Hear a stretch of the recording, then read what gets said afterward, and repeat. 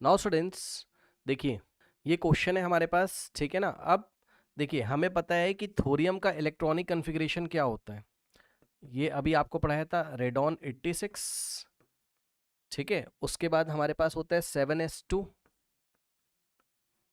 और 6d2, यही होता है 7s2 6d2, है ना, करेक्ट। तो ये इस तरीके से होगा, ठीक। अब उसने हमसे क्वेश्चन क्या पूछा है, उसने हमसे क्वेश्चन पूछा है, क्वेश्चन पढ़िए। कह रहा है कि the total number of electron in the F subshell, total number of the electron in the F subshell of thorium is X, है ना। तो एफ सबशेल में टोटल इलेक्ट्रॉन कितने, टोटल इलेक्ट्रॉन कितने, एक्स है। And total number of electron in the D subshell is Y, मतलब thorium के F subshell में टोटल इलेक्ट्रॉन एक्स है और डी सबशेल में टोटल इलेक्ट्रॉन वाई है। तो आपको एक्स इंटू वाई की वैल्यू पूछ रहा है, आपको x इंटू वाई की वैल्यू पूछ रहा है। तो x इंटू वाई की वैल्यू बच्चे आंसर क्या लगाएंगे, 0। कैसे, x क्या है, f सबशेल में इलेक्ट्रॉन। अब आप बोलोगे यहाँ f तो हमको दिखाई नहीं पड़ रहा है, 5f 0 है भाई, 5f क्या है, 0 है, यही तो बोलोगे ना, ठीक। तो f सबशेल में बच्चे बोलेंगे 0 इलेक्ट्रॉन है ना। तो x की वैल्यू कितनी हो गई, 0 इंटू वाई क्या है, d में, और 6d2 आपको दिखाई पड़ेगा। और आप आंसर क्या कर दोगे, आप 0, जो कि गलत है। आप ऑप्शन बी टिक करोगे, जो कि हमारे पास रॉन्ग हो गया।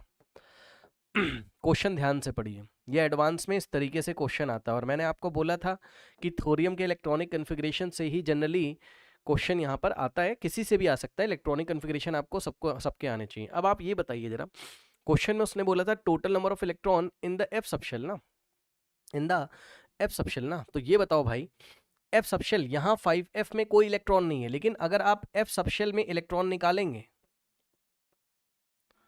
यानी कि x की वैल्यू अगर आप निकालोगे, तो हमारे पास ये बताओ 5f में तो 0 इलेक्ट्रॉन्स है, कोई बात नहीं है। लेकिन ये बताइए कि 5f से पहले क्या हमारे पास 4f में इलेक्ट्रॉन नहीं फिल हो गए होंगे। देखिए 4f में भी तो 14 आ गए होंगे,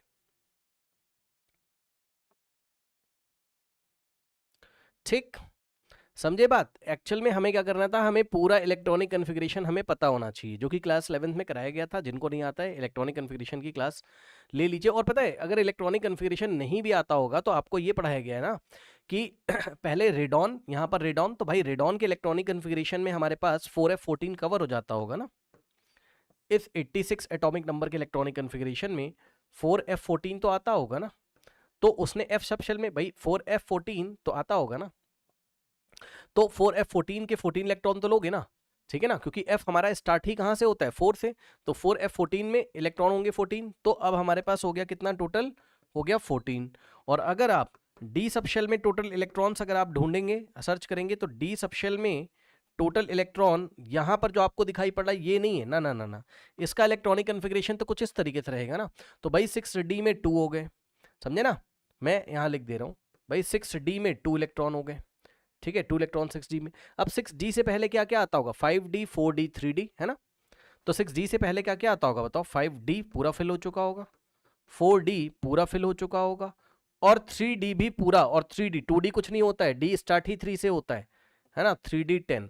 तो इसका मतलब टोटल इलेक्ट्रॉन 6d में 2 और 5d में 10 और 4d में 10 और 3d में 10।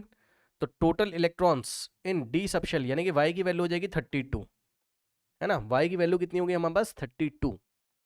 तो अगर आप x इंटू वाई करते तो हमारे पास कितना आता बताइए, 14 इंटू 32 अगर आप करेंगे, देन यू विल गेट, मेरे ख्याल से 448। मल्टीप्लाई करके चेक कर लेना। और क्या 448 कहीं ऑप्शन में दिया हुआ है, नहीं। तो हम लोग टिक करेंगे किसमें, ऑप्शन डी में, क्योंकि आंसर कितना है हमारे पास, 448। तो इस तरीके से क्वेश्चन एग्जाम में आता है, इस तरीके से क्वेश्चन एग्जाम में आता है। बार बार कह रहा हूँ, जिन्होंने इलेक्ट्रॉनिक कॉन्फ़िगरेशन नहीं प्रिपेयर किया है तो आपका क्वेश्चन एग्जाम में चला जाएगा। तो ये हमारे एक्टिनॉइड्स कवर हो गए हैं।